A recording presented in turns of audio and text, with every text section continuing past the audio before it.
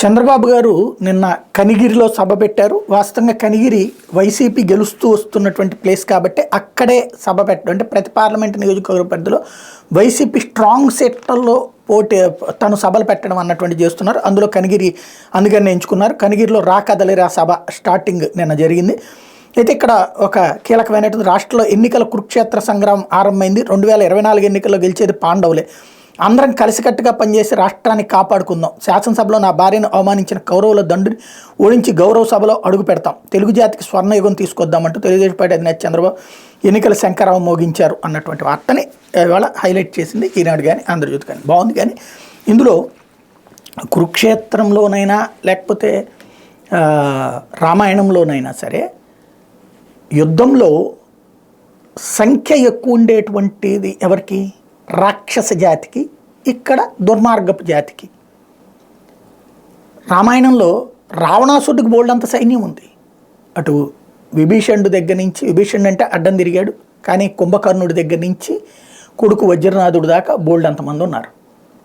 సరే పోనీ దాంతో పోల్చుకుంటే బాగుండేదేమో, కానీ కురుక్షేత్రంతో పోల్చారు.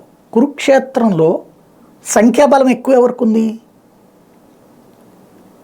దుర్యోధనుడికి ఉంది. పాండవులు తక్కువ సంఖ్యలో ఉన్నారు.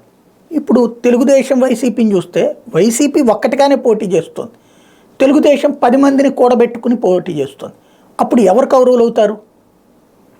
ఇలాంటి పోల్చుకోకుండా ఉంటే బాగుంటుందేమో. రెండోది, పంచపాండవులు అంటే 6 అని చెప్పినట్టు పాండవులు గెలుస్తారంటే అవతల కనుక కౌరవులు అయితే ఓ 100 మందిని వేసుకుని జగన్ కనుక దిగుతుంటే దాన్ని కౌరవులు అంటారు. లేకపోతే ఇటు పక్కన అయితే ఏ రకంగా ఉంటుంది అన్నటువంటిది ఓపెన్ సీక్రెట్.